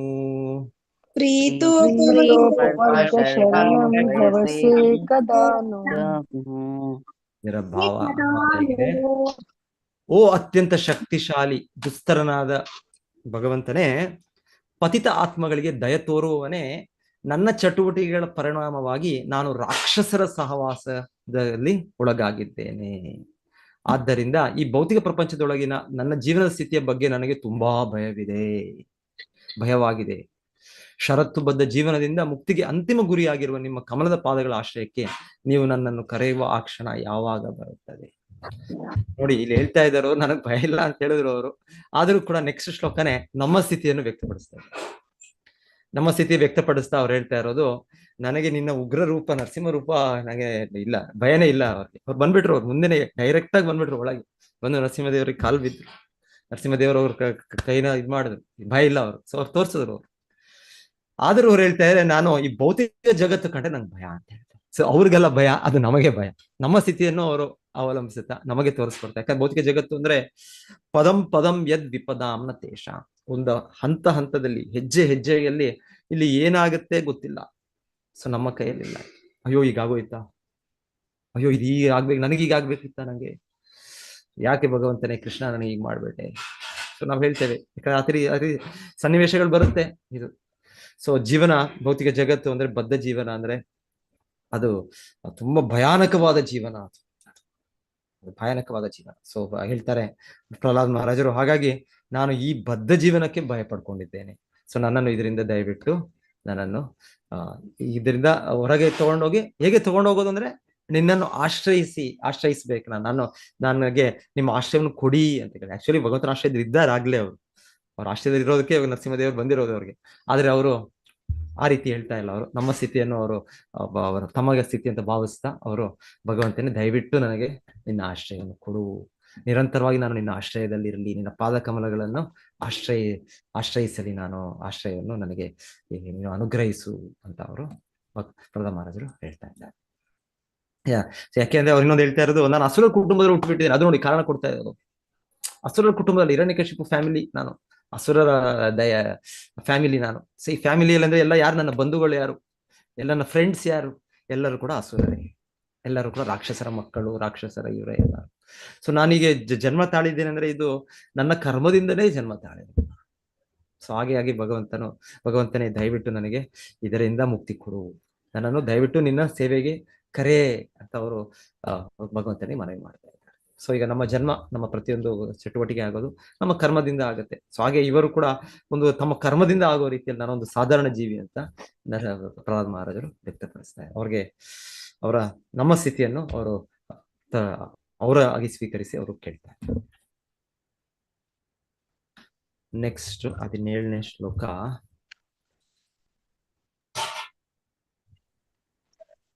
ಯಸ್ಮಾತ್ ಪ್ರಿಯ ವಿಯೋಗ ಸಂಯೋಗ ಜನ್ಮ, ಯಸ್ಮಾತ್ ಪ್ರಿಯ ವಿಯೋಗ ಸಂಯೋಗ ಜನ್ಮ, ಶೋಕಾಗ್ನಿನ ಸಕಲ ಯೋನಿಷು ದಹ್ಯಮಾನಃ,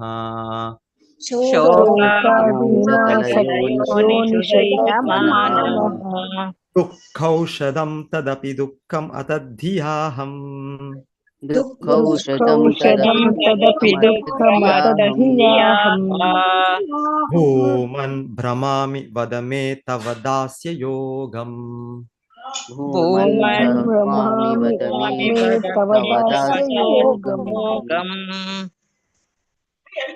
ಓ ಮಹಾದೇವನೇ, ಓ ಪರಮಾತ್ಮನೇ, ಸಂತೋಷಕರ ಮತ್ತು ಅಸಂತೋಷಕರ ಸನ್ನಿವೇಶಗಳ ಸಂಯೋಜನೆಯಿಂದಾಗಿ ಮತ್ತು ಅವುಗಳಿಂದ ಬೇರ್ಪಡುವಿಕೆಯಿಂದಾಗಿ ಒಬ್ಬ ವ್ಯಕ್ತಿಯು ಸ್ವರ್ಗೀಯ ಅಥವಾ ನರಕ ಗ್ರಹಗಳಲ್ಲಿ ಅತ್ಯಂತ ವಿಷಾದಕರ ಸ್ಥಾನದಲ್ಲಿ ಇರಿಸಲ್ಪಡುತ್ತಾನೆ. ಶೋಕದ ಬೆಂಕಿಯಲ್ಲಿ ಉರಿಯುತ್ತಿರುವಂತೆ ದುಃಖಕರ ಜೀವನದಿಂದ ಹೊರಬರಲು ಹಲವು ಪರಿಹಾರಗಳಿದ್ದರೂ ಭೌತಿಕ ಜಗತ್ತಿನಲ್ಲಿ ಅಂತಹ ಯಾವುದೇ ಪರಿಹಾರಗಳು ದುಃಖಗಳಿಗಿಂತ ಹೆಚ್ಚು ದುಃಖಕರವಾಗಿವೆ. ಆದ್ದರಿಂದ ನಿಮ್ಮ ಸೇವೆಯಲ್ಲಿ ತೊಡಗಿಸಿಕೊಳ್ಳುವುದು ಒಂದೇ ಪರಿಹಾರ ಎಂದು ನಾನು ಭಾವಿಸುತ್ತೇನೆ. ದಯವಿಟ್ಟು ಅಂತಹ ಸೇವೆಯಲ್ಲಿ ನನಗೆ ಸೂಚನೆ ನೀಡಿ. ತವ ದಾಸ್ಯ ಯೋಗಂ, ಭ್ರೂಮನ್ ಭ್ರಮಾಮಿ ವದಮೇ ತವ ದಾಸ್ಯ ಯೋಗಂ. ದಾಸ. ಸೊ ನಾನು ನಿನ್ನ ದಾಸ ಆಗುವ ಇದನ್ನು ನನಗೆ ನೀವು ತಿಳಿಸಿ, ಅದನ್ನ ನನಗೆ ನನ್ನ ದಾಸನಾಗಿ ಸ್ವೀಕರಿಸಿ. ಯಾಕಂದ್ರೆ ನಾವು ಏನೇನೋ ಇದು ತೊಂದರೆಗಳಿದೆ, ಆ ತೊಂದರೆಗಳಿಗೆ ಏನೇನೋ ಉಪಾಯಗಳು ಕಂಡುಹಿಡಿತಾ ಇದ್ದೇವೆ. ರಾಜಕೀಯ ವ್ಯಕ್ತಿಗಳು ಹೇಳ್ತಾರೆ, ನಾವು ನೋಡಿ ಈಗ ನಮ್ಮನ್ನು ಅಧಿಕಾರಕ್ಕೆ ತಂದ್ಬಿಡಿ, ನಿಮ್ಮ ಎಲ್ಲ ಪ್ರಾಬ್ಲಮ್ಗಳು ಹೋಯ್ತು, ನಿಮ್ಗೆಲ್ಲರಿಗೂ ಹಣ ಹಾಕ್ತೀವಿ, ಎಲ್ಲ ಅಕೌಂಟ್ಗೂ ಎಲ್ಲ ಹೆಂಗಸರಿಗೆ ಇಷ್ಟು ತಿಂಗಳಿಗೆ ಇಷ್ಟು ಅಕೌಂಟ್ ಬರುತ್ತೆ, ನಿಮಗೆ ಬಸ್ ಫ್ರೀಯಾಗಿ ನೀವು ಟ್ರಾವೆಲ್ ಮಾಡ್ಬೋದು, ನೀವು ಇನ್ನೊಂದು ನಿಮ್ಗೆ ಇನ್ಶೂರೆನ್ಸ್ ಇದು ಕೊಡ್ತೇವೆ, ಇನ್ನೊಂದು ಲೋನ್ ಕೊಡ್ತೇವೆ, ಇನ್ನೊಂದು ಕೊಡ್ತೇವೆ, ಏನ್ ಬೇಕಾದ್ರೂ ಕೊಡಿ. ಈ ಭೌತಿಕ ಜಗತ್ತು ಪರಿಹಾರ ಎಲ್ಲ ಸಮಸ್ಯೆಗಳು ಆಗೋದಿಲ್ಲ. ಈ ಜಗತ್ತು ಇರೋದು ಸಮಸ್ಯೆಗಳಿಗೆ, ನಾವು ತಗೊಳ್ಳೋ ಪರಿಹಾರಗಳು ಕೂಡ ಇನ್ನ ಹೆಚ್ಚು ಸಮಸ್ಯೆನೇ ಕೊಡುತ್ತೆ. ಮತ್ತೆ ಸೊ ಈ ರೀತಿ ಭೌತಿಕವಾಗಿ ಯಾರು ಕೂಡ ಸಮಸ್ಯೆಗಳ ಪರಿಹಾರ ಮಾಡಕ್ ಆಗೋದಿಲ್ಲ. ಏಕೈಕ ಸಮಸ್ಯೆಗಳ ಪರಿಹಾರ, ಎಲ್ಲ ಸಮಸ್ಯೆಗಳ ಪರಿಹಾರ, ಲೋಕದ 26 ಸಮಸ್ಯೆಗಳು, 108 ಸಮಸ್ಯೆಗಳು, ಸಾವಿರಾರು ಈ ಆರ್ಥಿಕವಾಗಿ, ಸಾಮಾಜಿಕವಾಗಿ, ರಾಜಕೀಯವಾಗಿ, ಏನೇನೋ ರೀತಿಯಲ್ಲಿ ಇದೆ ತೊಂದರೆಗಳು. ಆದ್ರೆ ಎಲ್ಲರಿಗೂ ಒಂದೇ ಮದ್ದು, ಎಲ್ಲದಕ್ಕೂ ಕೂಡ ಒಂದೇ ಒಂದು ಇದು ಏನಂದ್ರೆ ಕೃಷ್ಣನ ಭಕ್ತಿಯನ್ನು ನಾವು ಸ್ವೀಕರಿಸಿ ಕೃಷ್ಣನು ನಮ್ಮನ್ನು ಭಕ್ತನಾಗಿ ಸ್ವೀಕರಿಸಬೇಕು. ಸೊ ಅವಾಗ ಅವದೇ ನಮಗೆ ಪರಿಹಾರ, ಕೃಷ್ಣ ಪ್ರಜ್ಞೆ ನಾವು ಪಡಿಬೇಕು. ಅದೊಂದೇ ಇದೊಂದು ಬಿಟ್ಟು ಎಲ್ಲರೂ ಮಾಡ್ತಾರೆ. ಎಲ್ಲರೂ ರಾಜಕಾರಣಿಗಳಾಗ್ಬೋದು, ನೀವು ಇಲ್ಲಿ ಪ್ರತಿಯೊಬ್ಬರು ನಾವು ಕೂಡ ಆಗ್ಬೋದು, ನಾವು ಕೂಡ ಏನೇನು ಸಮಸ್ಯೆ, ಏನೋ ಪ್ರಾಬ್ಲಮ್ ಬಂದ್ರು ಏನ್ ಮಾಡ್ತೇವೆ, ಕೃಷ್ಣನೊಬ್ಬನ್ ಬಿಟ್ಬಿಡ್ತೇವೆ, ಬೇರೆಲ್ಲ ಮಾಡ್ತೇವೆ, ಬೇರೆಲ್ಲ ನಾವು ಮಾಡ್ತೇವೆ. ಸೊ ಇಲ್ಲಿ ಹೇಳ್ತಾರೆ, ಇಲ್ಲ, ಈ ರೀತಿ ಆಗೋದಿಲ್ಲ. ನಾವು ತಗೊಳ್ಳೋ ಕ್ರಮಗಳು ಕೂಡ ಸಮಸ್ಯೆಗೆ ಅದು ನಮಗೆ ಪರಿಹಾರ ಕೊಡೋದಿಲ್ಲ. ಸ್ವಲ್ಪ ಸಮಯಕ್ಕೆ ಅನ್ಸುತ್ತೆ, ಆಗೋಯ್ತಪ್ಪ, ಇವತ್ತು ಎಕ್ಸಾಮ್ ಎಲ್ಲ ಆಗೋಯ್ತು, ನಮ್ಗೆ ಶಾಲೆಯಲ್ಲಿ ಇದ್ದಾಗ ನೆನಪಾಗುತ್ತೆ. ಸೊ ಎಕ್ಸಾಮ್ ಬಂದ್ರೆ ಟೆನ್ಷನ್, ಅಯ್ಯೋ ಎಕ್ಸಾಮ್ ಹೆಂಗಪ್ಪ, ಅಷ್ಟು ಓದಿಲ್ಲ, ಇನ್ನ ಇಷ್ಟು ತಯಾರಾಗ್ಬೇಕು, ಇನ್ನ ಇಷ್ಟು ಇದೆ, ಅಷ್ಟು ಟೈಮ್ ಇಲ್ಲ. ಸೊ ಆದ್ಮೇಲೆ ಅಷ್ಟು ಟೆನ್ಷನ್, ಅಷ್ಟು ಆತಂಕ. ಮತ್ತೆ ಎಕ್ಸಾಮ್ ಆಗಿದ ತಕ್ಷಣ ನಮಗೆ ಆನಂದ. ಏನ್ ಆನಂದ ಅದು? ಅದೇನು ಆನಂದ ಇಲ್ಲ ಅದು. ಆದ್ರೆ ಈಗ ಎಕ್ಸಾಮ್ ಇಲ್ಲ ಅಲ್ಲ, ಈಗ ಟೆನ್ಷನ್ ಇಲ್ಲ ಅಲ್ಲ, ನಾನು ಆ ಒಂದು ಆತಂಕ ಇಲ್ಲ. ಸೊ ಅದೇ ಒಂದು ನಮಗೆ ಆನಂದ. ಸೊ ಭೌತಿಕವಾಗಿ ಆಕ್ಚುಲಿ ನಿಜವಾದ ಆನಂದ ಇಲ್ಲ. ಈ ತರ ನಮಗೆ ಅದು ಆನಂದನ, ಎಕ್ಸಾಮ್ ಆಗಿದ ತಕ್ಷಣ ಮತ್ತೆ ಎಕ್ಸಾಮ್ ಬರುತ್ತೆ. ಸಮಯ ಅಷ್ಟೇ, ಕಾಲ ಅಷ್ಟೇ, ಮತ್ತೆ ಎಕ್ಸಾಮ್ ಇರುತ್ತೆ. ಮಕ್ಕಳಷ್ಟೇ ಮಕ್ಕಳಾಗಿ ನಮ್ಗೆ ಆ ಎಕ್ಸಾಮ್ ಇಲ್ಲ ಅಂದ್ರು ಜೀವನದಲ್ಲಿ ಮತ್ತೊಂದು ಎಕ್ಸಾಮ್ ಬರುತ್ತೆ ನಮ್ಗೆ. ದೊಡ್ಡ ದೊಡ್ಡ ಎಕ್ಸಾಮ್ಗಳು ಬರುತ್ತೆ. ಮಕ್ಕಳಿದ್ದಾಗ ವಿದ್ಯಾರ್ಥಿಯರಿಗೆ ಒಂದು ರೀತಿ ಎಕ್ಸಾಮ್, ಮತ್ತೆ ದೊಡ್ಡವರಾದ್ಮೇಲೆ ಕರ್ತವ್ಯಗಳು ಬಂದ್ಮೇಲೆ ಕೆಲಸ ಮಾಡ್ತಾ ಮಾಡ್ತಾ ಜಾಬ್ ಏನಲ್ಲಿ ಇನ್ನೊಂದು ಎಕ್ಸಾಮ್, ಎಕ್ಸಾಮ್ಗಳಿರುತ್ತೆ. ಇನ್ನ ಮಕ್ಕಳನ್ನ ಇನ್ನೊಂದು ನೋಡ್ಕೊಳ್ಳೋದು, ಮನೆಯಲ್ಲಿ ಆ ಜವಾಬ್ದಾರಿ, ಅದ್ರಲ್ಲೂ ಕೂಡ ಎಕ್ಸಾಮ್ಗಳಿದೆ. ಜೀವನದಲ್ಲಿ ಎಷ್ಟೋ ಎಕ್ಸಾಮ್ಗಳಿದೆ, ಎಷ್ಟೋ ಪರೀಕ್ಷೆಗಳಿದೆ. ಈ ಪರೀಕ್ಷೆಗಳಿಂದ ಯಾರು ಮುಕ್ತ, ಒಂದಾದ್ಮೇಲೆ ಇನ್ನೊಂದು ಬರುತ್ತೆ. ನಾವು ತಗೊಳ್ಳೋ ಪರಿಹಾರ ಒಂದೇ ಪರಿಹಾರ, ಕೃಷ್ಣನ ಪ್ರಜ್ಞೆ ಅಂತ ಹೇಳ್ಬೇಕು. ಸೊ ಇಲ್ಲಿ ಹೇಳ್ತಾ ಇದ್ದಾರೆ ತವ ದಾಸ್ಯ ಯೋಗಂ. ಸೊ ನನಗೆ ದಯವಿಟ್ಟು ಅದನ್ನು ಅನುಗ್ರಹಿಸು ಭಗವಂತನೇ ಅಂತ ಹೇಳ್ತಾ ಇದ್ದಾರೆ. ನೆಕ್ಸ್ಟ್ ಶ್ಲೋಕ 18. ಸೋಹಂ ಪ್ರಿಯ, ಓಕೆ ಇದಾಯ್ತು, 18 ಆಯ್ತಲ್ಲ ಇದು, ಇಲ್ಲ 18 ಆಗ್ಬೇಕು. ಸೋಹಂ ಪ್ರಿಯ 18. ಸೋಹಂ ಪ್ರಿಯಸ್ಯ ಸುಹೃದ ಪರದೇವತಾಯ. ಸೋಹಂ ಪ್ರಿಯಸ್ಯ ಸುಹೃದ ಪರದೇವತಾಯ. ಲೀಲಾ ಕಥಾಸ್ತವ ನರಸಿಂಹ ವಿರಿಂಚ ಗೀತಾ. ಲೀಲಾ ಕಥಾಸ್ತವ ನರಸಿಂಹ ವಿರಿಂಚ ಗೀತಾ.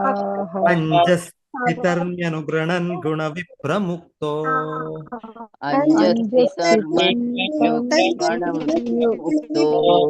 ದುರ್ಗಾಣಿತೆ ಪದಯುಗಾಲಯ ಹಂಸ ಸಂಗಃ.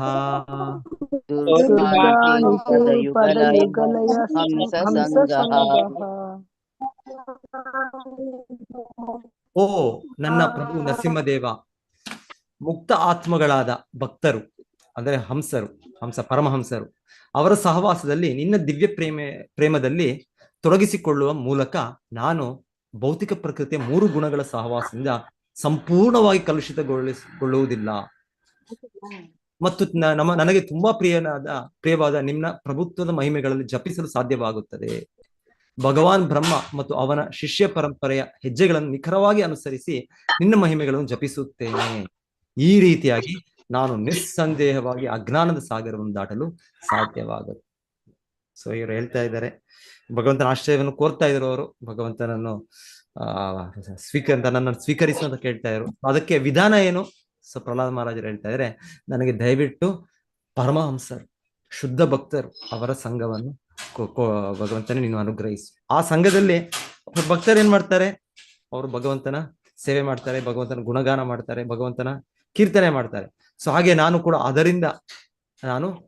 ಅದರಲ್ಲಿ ಆ ಚಟುವಟಿಕೆಗಳು ತೊಡಗಿ ನಾನು ಇನ್ನು ಗುರುಷ್ಯ ಪರಂಪರೆ, ಬ್ರಹ್ಮನ ಮತ್ತು ನೋಡಿ ಎಲ್ಲಿದೆ ಈಗ, ವಿರಿಂಚ ಗೀತ. ವಿರಿಂಚಿ ಅಂದ್ರೆ ಭಗವಾನ್ ಬ್ರಹ್ಮನಿಗೆ ಹೆಸರು ಒಂದು ವಿರಿಂಚಿ. ಶಿವ ವಿರಿಂಚಿ ನೂತಂ ಅಂತ ಒಂದು ಬರುತ್ತೆ. ಸೊ ಬ್ರಹ್ಮನ ಹೆಸರು. ಸೊ ಹೇಳ್ತಾರೆ ವಿರಿಂಚ ಗೀತ. ಸೊ ಬ್ರಹ್ಮ ಮತ್ತೆ ಅವರ ಪ್ರತಿಷ್ಠಿತ ಗುರು ಪರಂಪರೆ. ಸೊ ಆ ರೀತಿ ಭಕ್ತರು, ಸೊ ಅವರ ಇದರಲ್ಲಿ ಕಾಲು ಹೆಜ್ಜೆಯಲ್ಲಿ ನಾನು ನಡೆಯುತ್ತಾ, ಯಾಕಂದ್ರೆ ಬ್ರಹ್ಮದೇವರ ಶಿಷ್ಯರೇ ನಾರದ ಮುನಿಗಳು. ಸೊ ನಾರದ ಮುನಿಗಳ ಶಿಷ್ಯರು ಪ್ರಹ್ಲಾದ ಮಹಾರಾಜರು. ಸೊ ಬ್ರಹ್ಮದೇವರ ಪರಂಪರೆಯಲ್ಲಿ ಇದ್ದಾರೆ.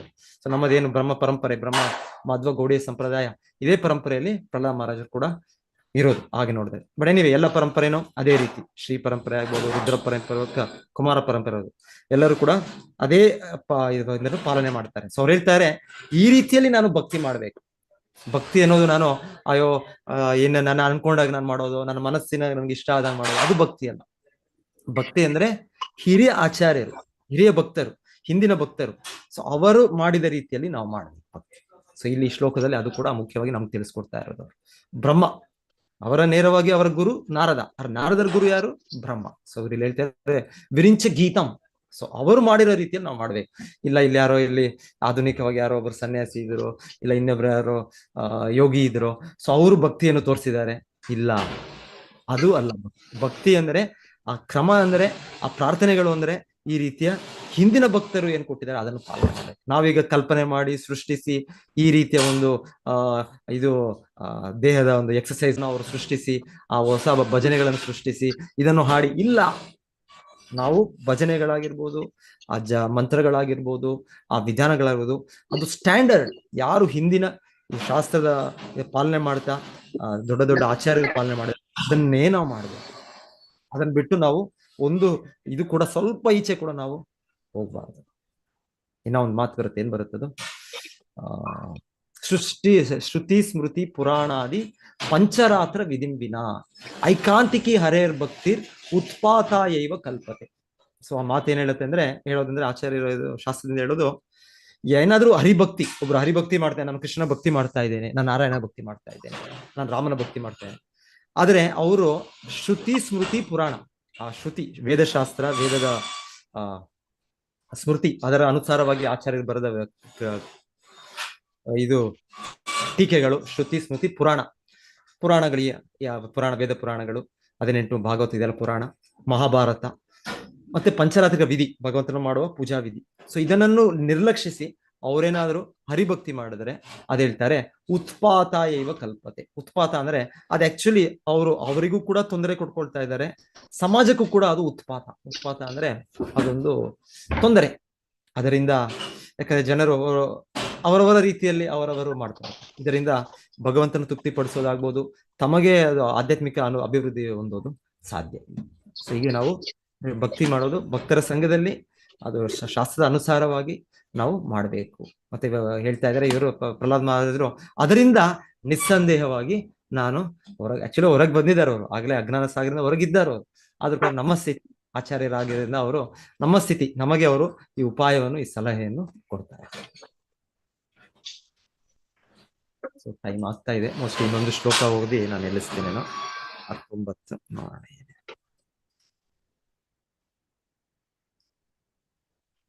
ಬಾಲಸ್ಯ ನೇಹ ಶರಣಂ ಪಿತರೋ ನರಸಿಂಹ, ಬಾಲಸ್ಯ ನೇಹ ಶರಣಂ ಪಿತರೋ ನರಸಿಂಹ, ಆರ್ತಸ್ಯ ಚಾಗದ ಮುದನ್ವತಿ ಮಜ್ಜತೋ ನೌ,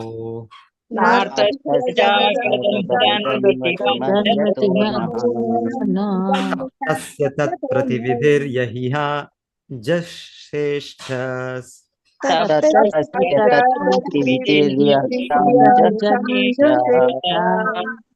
ತಾವದ್ ವಿಭೋ ತನುಭೃತಾಂ ತ್ವದುಪೇಕ್ಷಿತಾನಾಂ.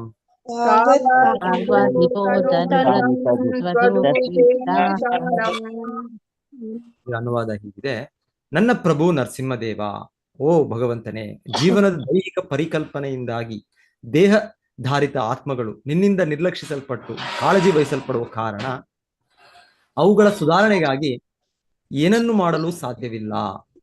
ಅವರು ಸ್ವೀಕರಿಸುವ ಯಾವುದೇ ಪರಿಹಾರಗಳು ಬಹುಶಃ ತಾತ್ಕಾಲಿಕವಾಗಿ ಪ್ರಯೋಜನಕಾರಿಯಾಗಿದ್ದರೂ ಖಂಡಿತವಾಗಿಯೂ ಅಶಾಶ್ವತವಾಗಿವೆ. ಉದಾಹರಣೆಗೆ, ತಂದೆ ಮತ್ತು ತಾಯಿ ತಮ್ಮ ಮಗುವನ್ನು ರಕ್ಷಿಸಲು ಸಾಧ್ಯವಿಲ್ಲ. ವೈದ್ಯರು ಮತ್ತು ಔಷಧಿಗಳು ಬಳಲುತ್ತಿರುವ ರೋಗಿಯನ್ನು ನಿವಾರಿಸಲು ಸಾಧ್ಯವಿಲ್ಲ. ಮತ್ತು ಸಾಗರದಲ್ಲಿರುವ ದೋಣಿ ಮುಳುಗುತ್ತಿರುವ ವ್ಯಕ್ತಿಯನ್ನು ರಕ್ಷಿಸಲು ಸಾಧ್ಯವಿಲ್ಲ. ಸೊ ಇವ್ರು ಹೇಳ್ತಾ ಇದ್ದಾರೆ, ಈಗ ನಾವೆಲ್ಲರೂ ಈಗ ನಮ್ಮ ಗುರುತನ್ನು ಮರ್ತೋಗ್ಬಿಟ್ಟಿದ್ದೇವೆ. ನಾನು ಯಾರು ಅಂತ ನಮ್ಗೆ ಗೊತ್ತಿಲ್ಲ. ನಾವು ಈ ದೇಹ ಅಂತ ನಾನು ಅನ್ಕೊಂಡ್ಬಿಟ್ಟಿದ್ದೇನೆ. ಸೊ ಹೇಳ್ತಾ ಈ ದೇಹದ ಭಾವನೆಯಿಂದ ನಾನು ಹೀಗೆ ಬಂಧಿತನಾಗಿರೋದ್ರಿಂದ ಅವ್ರು ಹೇಳ್ತಾ ಇದ್ದಾರೆ, ಈ ಬಂಧಿತನಾಗಿದ್ದೀನಿ ಅಂದ್ರೆ ನಾನು ಭಗವಂತನಿಂದ ನಿರ್ಲಕ್ಷ್ಯಗೊಂಡಿದ್ದೇನೆ. ಕಂಡೆಮ್ಡ್ ಇವಾಗ ಕಂಡೆಮ್ಡ್ ಲೈಫ್. ಕಂಡೆಮ್ ಅಂದ್ರೆ ಶಿಕ್ಷೆ ಕೊಡೋದು. ನಾವು ಏನ್ ಮಾಡ್ತೀವಿ? ಶಿಕ್ಷೆ ಕೊಡೋದು, ಕೈದಿಯನ್ನು ಜೈಲ್ಗಳು ಹಾಕ್ತಾರೆ. ಸೊ ಅದೇ ರೀತಿಯಲ್ಲಿ ನಮಗೆ, ನಮ್ಮೆಲ್ಲರೂ ಈ ಭೌತಿಕ ಪ್ರಮಾಣದಲ್ಲಿ ನಾವು ಇದ್ದೇವೆ ಅಂದ್ರೆ ನಮ್ಗೆ ಈ ದೊಡ್ಡ ಜೈಲಲ್ಲಿ ಹಾಕ್ಬಿಟ್ಟು ಈ ದೇಹದ ಭಾವನೆಯನ್ನ ಕೊಟ್ಬಿಟ್ಟಿದ್ದಾರೆ. ಸೊ ನಾನು ಅನ್ಕೊಳ್ತೇನೆ, ನಾನು ಈಗ ಮನುಷ್ಯ ಅನ್ಕೊಳ್ತಾ ಇದ್ದೀನಿ. ಇಲ್ಲ ಒಂದೊಂದ್ಸಲ ಪ್ರಾಣಿ, ಅದು ಕೂಡ ನಾನು ಪ್ರಾಣಿ, ನಾನು ನಾಯಿ ನಾನು ಅಂತ, ಇನ್ನೊಂದು ನಾನು ಒಂದು ಸಿಂಹ ನಾನು. ಸೊ ಈಗ ಪ್ರತಿ ಜೀವಿ ಭೌತಿಕ ಜಗತ್ತು ಈ ರೀತಿ ಒಂದು ಅಹಂಕಾರದಿಂದ ನಾನು ಹೀಗೆ, ನಾನು ಹಾಗೆ, ಯಾವುದು ಈ ದೇಹದ ಗುರುತಿಗೆ ನಾವು ಬಿದ್ದಿದ್ದೇವೆ. ಯಾಕೆ ಅಂದ್ರೆ ಇದು ನಮ್ಗೆ ಶಿಕ್ಷೆ ಇದೆ. ಇಲ್ಲಿ ಹೇಳ್ತಾ ಇರೋದಕ್ಕೆ ಅವ್ರು ಹೇಳ್ತಾ ಇರೋದು, ಈಗಿರುವಾಗ ನಮಗೆ ಯಾವ ಪರಿಹಾರನೂ ಕೂಡ ನಮಗೆ ಸರಿಯಾದ ಪರಿಹಾರ ಅಲ್ಲ, ಯಾವ ಕೂಡ ಒಂದು ನಿವಾರಣೆ ಅಲ್ಲ. ಒಳ್ಳೆ ಉದಾಹರಣೆ ಕೊಡ್ತಾ ಇದ್ದಾರೆ, 2-3 ಉದಾಹರಣೆ ಕೊಡ್ತಾ ಇದ್ದಾರೆ. ಒಂದು ಉದಾಹರಣೆ ಕೊಡ್ತಾ ಇರೋದು, ತಂದೆ ತಾಯಿ ತಮ್ಮ ಮಕ್ಕಳನ್ನು ರಕ್ಷಿಸಲು ಎಷ್ಟೆಷ್ಟೋ ಅವರು ತಪಸ್ಸೆಗಳು ಮಾಡ್ತಾರೆ, ಎಷ್ಟೆಷ್ಟೋ ತ್ಯಾಗ ಮಾಡ್ತಾರೆ. ಬೆಳಿಗ್ಗೆಯಿಂದ ಸಂಜೆವರೆಗೆ ಯಾಕೆ ಹೋಗ್ತಾರೆ? ತಂದೆ ತಾಯಿ ವರ್ಕ್ಗೆ, ಕೆಲ್ಸಕ್ಕೆ ಹೋಗ್ತಾರೆ, ಓವರ್ ಟೈಮ್ ಡ್ಯೂಟಿ ಮಾಡ್ತಾರೆ, ಇಲ್ಲ ಇನ್ನೆಲ್ಲೋ ಹೋಗ್ತಾರೆ, ಎಷ್ಟೆಷ್ಟೋ ಅವರು ಯಾಕೆ? ಮಕ್ಕಳಿಗೋಸ್ಕರ. ಅದ್ರಲ್ಲಿ ಹೇಳ್ತಾ ಇದ್ದಾರೆ, ಅವರು ಕೂಡ ಮಕ್ಕಳಿಗೆ ರಕ್ಷಿಸಲಿಲ್ಲ. ಒಂದೊಂದ್ಸಲ ಚಿಕ್ಕ ಮಕ್ಕಳು ಇನ್ನೊಂದು ರೀತಿ ಒಂದು ಸಡನ್ ಆಗಿ ಅವರ ಅಂತ್ಯ ಆಗ್ಬಿಡುತ್ತೆ. ಯಾವ್ದೊಂದು ದೊಡ್ಡ ರೋಗ ಬರುತ್ತೆ. ಆ ರೋಗ ಬಂದು ತಂದೆ ತಾಯಿಗಳು ಏನಕ್ಕೂ ರೆಡಿ, ತಮ್ಮ ಪ್ರಾಣವನ್ನೇ ಅವ್ರು ಕೊಡಕ್ಕೂ ರೆಡಿ. ಆದರೆ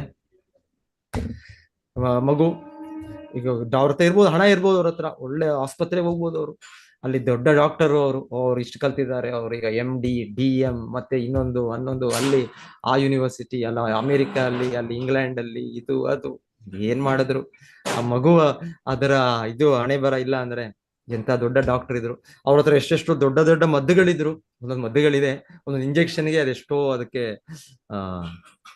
ಮಾತಾಜಿಗಳು ಯಾರು ಹೇಳ್ಬೋದು ಎಷ್ಟೆಷ್ಟೋ ಬೆಲೆ ಇದೆ ಒಂದು ಇಂಜೆಕ್ಷನ್. ಕೋಟಿಗಟ್ಟಲೆ ಇದೆ. ಕೋಟಿಗಟ್ಟಲೆ ಒಂದೊಂದು ಇಂಜೆಕ್ಷನ್ಗಳು, 1,00,000 ಗಟ್ಟಲೆ ಇದೆ ಇಂಜೆಕ್ಷನ್, ಆ ತರದ್ದೆಲ್ಲ ಇದೆ. ಸೊ ಅದನ್ನು ಕೂಡ ಜನರು ಕೊಡ್ಬೋದು, ಆದ್ರೆ ಕೊಟ್ಟರು ಕೂಡ ಒಮ್ಮೊಮ್ಮೆ ಅದರಿಂದ ಸಕ್ಸಸ್ ಆಗೋದು. ಅಷ್ಟು ಹಣ ಖರ್ಚು ಮಾಡಿ ಆ ರೀತಿಯ ಒಂದು ಹೊಸ ಸಂಶೋಧನೆ ಮಾಡಿ ಅವ್ರು ಕಂಡುಹಿಡಿದ ಒಂದು ಇಂಜೆಕ್ಷನ್, ಒಂದು ಮದ್ದು, ಆ ಕೆಮಿಕಲ್ ಹಾಕಿ ಕೂಡ ಆಗೋದು. ಯಾಕೆ ಒಬ್ಬರಲ್ಲಿ ಅದು ಕೆಲಸ ಮಾಡುತ್ತೆ, ಯಾಕೆ ಒಬ್ಬರಲ್ಲಿ ಕೆಲಸ ಮಾಡೋದಿಲ್ಲ? ಯಾಕೆ ಮಾಡೋದಿಲ್ಲ? ಮಾಡ್ಬೇಕಲ್ಲ ಅದು ಮದ್ದು. ನೀವು ಅಷ್ಟು ಹಣ ಕೊಟ್ಟಿದ್ದೀರಾ, ಅಂತ ದೊಡ್ಡ ಡಾಕ್ಟರ್ ಕಡೆಯಿಂದ ಮಾಡಿಸಿದ್ದೀರಾ ನೀವು ಎಲ್ಲ, ಆದ್ರೂ ಕೂಡ ಯಾಕೆ ಅದು ಒಬ್ಬರ ಮೇಲೆ ಕೆಲಸ ಮಾಡ್ತಾರೆ, ಇನ್ನೊಬ್ಬರ ಮೇಲೆ ಕೆಲಸ ಮಾಡ್ಲಿಲ್ಲ ಆ ಮೆಡಿಸಿನ್?